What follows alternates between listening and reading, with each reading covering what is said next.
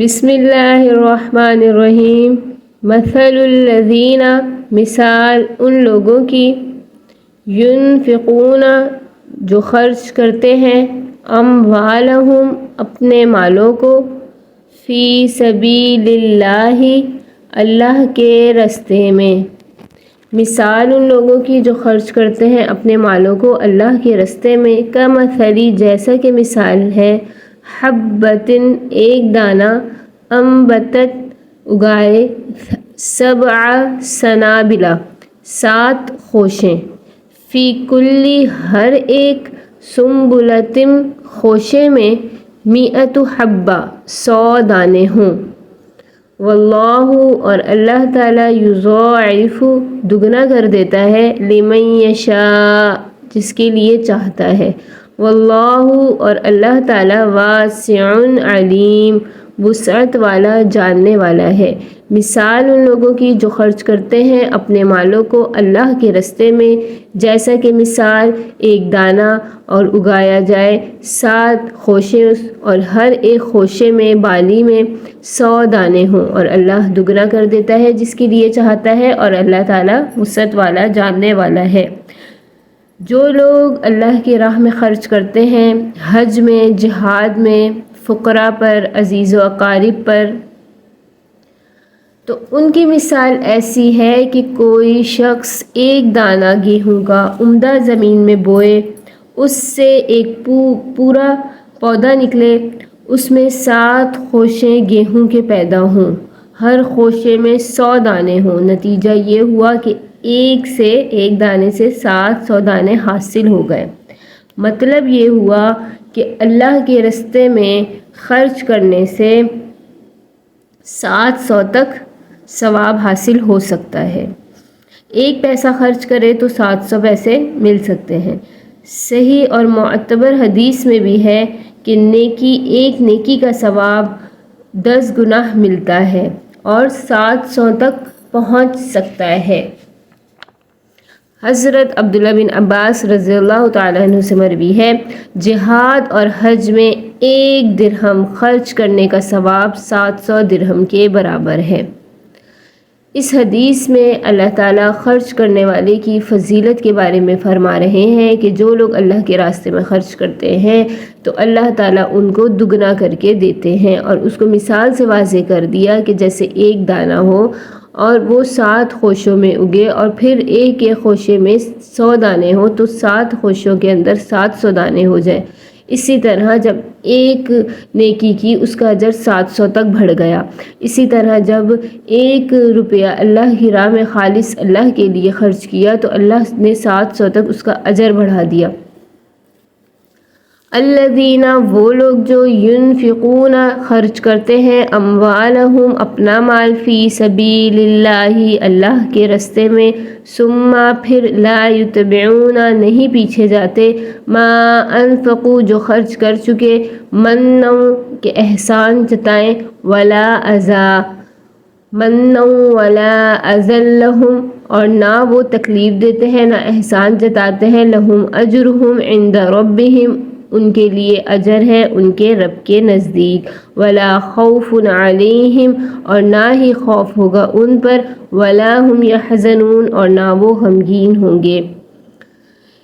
اس آیت میں صدقہ کرنے کا صحیح اور مسنون طریقہ بیان کیا گیا کہ جو لوگ اللہ کی راہ میں خرچ کرتے ہیں پھر وہ احسان نہیں جتاتے اور نہ ہی وہ تکلیف پہنچاتے ہیں تو ان کا ثواب اللہ کے پاس محفوظ ہے، نہ ان کو کوئی خوف و رنج ہوگا، نہ وہ غمگین ہوں گے، نہ ان کو کوئی خطرہ ہوگا۔ اس آیت مبارکہ میں صدقہ قبول ہونے کی 2 منفی شرطیں ہیں۔ نمبر 1 یہ ہے کہ دے کر احسان نہ جتائے، نمبر 2 یہ ہے جس کو دیں اس کو ذلیل و خوار نہ سمجھے، کوئی ایسا برتاؤ نہ کرے کہ اس کو حقارت و ذلت محسوس ہو۔ یعنی اللہ کی رضا کے لیے اللہ کی راہ میں جو خرچ کر دیا تو اب جس کو بھی دیا ہے اس کے اوپر یہ احسان نہ جتائے کہ میں نے تم پر اتنا خرچ کیا، یا اس کو کسی سبب سے تکلیف پہنچائے۔ جو اللہ کی راہ میں اللہ کی رضا کے لیے خرچ کرتے ہیں اللہ کے پاس ان کا اجر محفوظ ہے، اللہ تعالیٰ ان کو اجر دے گا، ان کے رب کے پاس ان کے لیے ثواب ہے۔ قول معروف اچھی بات کہنا، معروف و مغفرت اور درگزر کر دینا، خیر بہتر ہے، من صدقۃ ایسا صدقہ کرنے سے، یتبعھا اذی کہ جس کو دیکھے تکلیف دی جائے، واللہ غنی حلیم اور اللہ تعالی غنی ہے، زبردست ہے۔ اس آیت میں بتا دیا کہ صدقات خیرات اللہ کے نزدیک مقبول ہونے کی سب سے وضاحت یہ کہ مال خرچ کرنے کے بعد احسان نہ جتائے اور ذلیل و خوار نہ کرے۔ اگر اس طرح سے صدقہ دے کر یہ کرنا ہے تو بہتر ہے کہ صدقہ ہی نہ کرے بلکہ کوئی اچھی معروف بات کر دے اور درگزر کرے، یعنی اگر کوئی سائل سوال کرے اور دینے والے کے پاس کچھ نہ ہو تو اس کو برا بھلا نہ کہے بلکہ معذوری کی حالت میں سائل کے جواب میں ایک معقول عذر پیش کر دینا، اگر سائل بدتمیزی میں غصہ دلائے تو اس سے درگزر کر دینا، یہ 100 درجے بہتر ہے ایسی خیرات کرنے سے کہ اس کو دے کے تکلیف دی جائے۔ اللہ تعالیٰ غنی ہے، اللہ تعالیٰ بے پرواہ ہے، اللہ تعالیٰ مالک الملک ہے، اس کو کسی کے مال کی حاجت نہیں، انسان جو کرتا ہے وہ اپنے نفع کے لیے کرتا ہے۔ یا ایہا الذین آمنوا اے ایمان والو،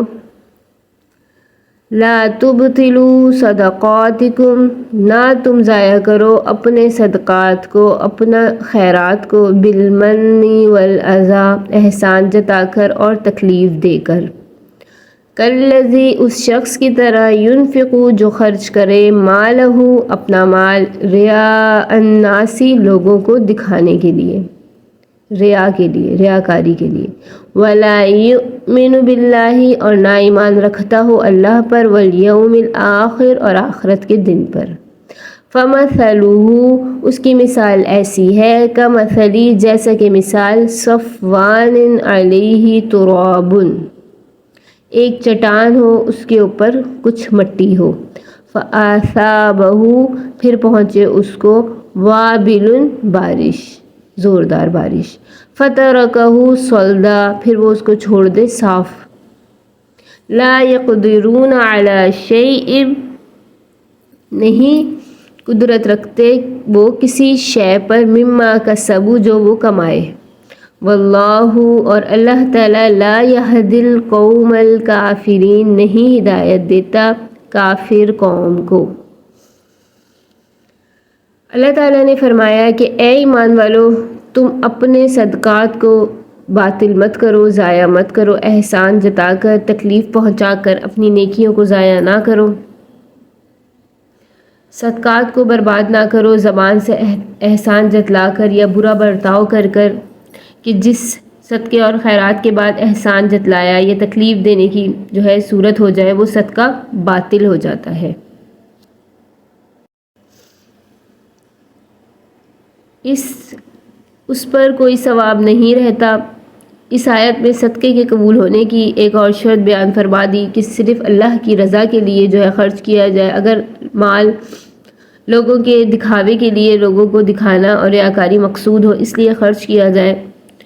اور اللہ اور آخرت پر وہ بندہ ایمان نہ لاتا ہو تو مثال سے واضح کر دیا کہ اس کی مثال ایسی ہے کہ کسی صاف پتھر پر مٹی جم گئی ہو اور اس میں کوئی دانہ بوئے، پھر اس سے زوردار تھوڑا سا اس میں پودا بھی نکلے لیکن پھر اس سے زوردار بارش پڑ جائے اور وہ اس کو صاف کر دے، ایسے لوگوں کو اپنی کمائی ذرا بھی کام نہ آئے گی۔ اللہ تعالیٰ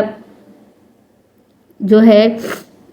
تمام لوگوں کو جو کافر ہے نہیں ہدایت دیتا کافر لوگوں کو، تو اللہ تعالیٰ نے ایک مثال کے ذریعے واضح فرما دیا کہ جو دکھاوے کے لیے اور اللہ اور آخرت پہ ایمان نہ رکھتے ہو خرچ تو کرتے ہیں، لیکن ان کا خرچ کرنا بھی ایسا ہے جیسے کوئی چٹان ہو، اس پر مٹی ہو اور پھر اس میں کوئی دانہ بولے اور ایک تو زوردار بارش پڑے اور وہ اس کو صاف چھوڑ دے، مٹی بالکل ہٹ جائے، تو اب وہ صاف پتھر پر کیا اگے گا؟ تو وہ نہیں قدرت رکھتے کسی بھی شے کی کہ وہ کمائے، تو اب جو بھی انہوں نے خرچ کیا ہے تو اس سے ان کو کیا فائدہ ملے گا؟ کیونکہ وہ تو دکھاوے کے لیے تھا اور وہ سب ختم ہی ہو گیا، اور اللہ تعالیٰ نہیں ہدایت دیتا کافر قوم کو۔ وَمَثَلُ الَّذِينَ اور مثال اس شخص کی، يُنْفِقُونَ جو خرچ کرتا ہے، اموالہم اپنا مال، اموالہم ابتغاء تلاش کرتے ہوئے، مرضات اللہ اللہ کی رضا، وتثبیتا من انفسہم اور ثابت کر کے اپنے نفس کو، کمثلی جنت، جیسا کہ مثال ہے ایک باغ ہو، بربوۃ اونچی زمین میں، اصابہا پہنچے اس میں، وابل بارش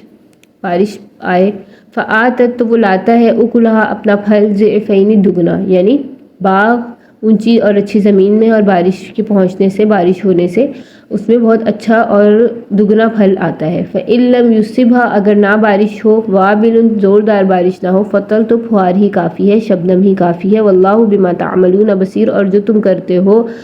اللہ تعالیٰ اس کو دیکھتا ہے، بصیر دیکھنے والا ہے۔ اللہ نے مثال بیان فرمائی کہ جو لوگ اللہ کی رضا کے لیے مال خرچ کرتے ہیں،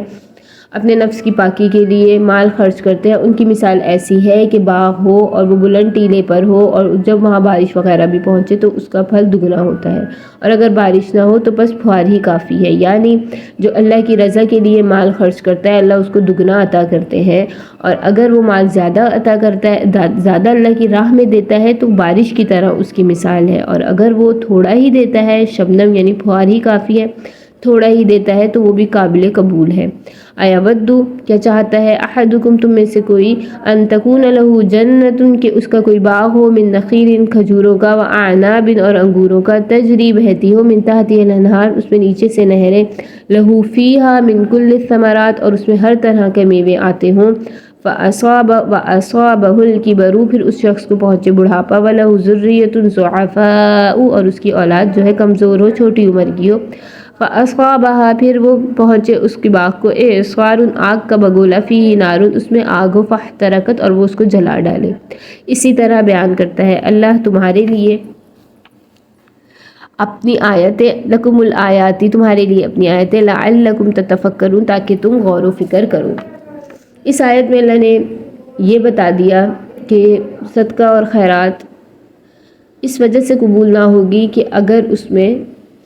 جو ہے ریاکاری کی نیت ہو، اگر وہ خالص اللہ کے لیے نہ دیا جائے تو ایسا صدقہ دینا اس کو کچھ بھی فائدہ نہیں پہنچائے گا۔ ایسی مثال ہے کہ تم میں سے کوئی ہے اور اس کا باغ ہو کھجوروں کا، انگوروں کا، اس میں نہریں بہتی ہو، اس میں ہر طرح کے پھل ہو، اور اس شخص نے جسے باغ لگایا اس کو بڑھاپا پہنچے اور اس کی اولاد بھی چھوٹی ہو کہ وہ نہ سنبھال سکے باغ کو، تو اب اس میں ایک آگ کا بگولا پہنچ گیا اور کھیتی اور باغ وغیرہ وہ سب جلا دیا۔ تو اللہ اس طرح اپنی آیتیں بیان کرتا ہے تاکہ تم لوگوں کو بتا دے اللہ تعالیٰ، اور تاکہ تم لوگ غور و فکر کرو۔ اب یہاں کبر کی قید لگائی کہ اس کا مطلب ہے کہ جوانی میں کی حالت میں اگر باغ وغیرہ جل جائے تو اتنی فکر نہیں ہوتی کہ دوبارہ لگا لے گا، اور اس کو اتنی زیادہ اس کو فکر نہیں ہوتی اگر اس کی اولاد بھی جوان ہو۔ یہاں فرمائے کہ اولاد بھی چھوٹی ہے تو اس صورت میں اس کو اپنے باغ کے جل جانے کا صدمہ زیادہ ہوگا۔ موت کے بعد اس کی حالت اس بوڑھے جیسی ہوگی جو کمائے اور دوبارہ باغ لگانے کی قوت بھی نہیں رکھتا ہو، جس طرح یہ گھر والا بوڑھا محتاج ہوتا ہے کہ پچھلی کمائی اس کے کام آئے، اسی طرح کمائی لٹ جائے تو جو صدقہ خیرات دکھاوے کے لیے کرے اس کی مثال بھی ایسی ہے کہ آخرت میں وہ قبول نہ ہوگا۔ Subscribe Sukhuni Kalp.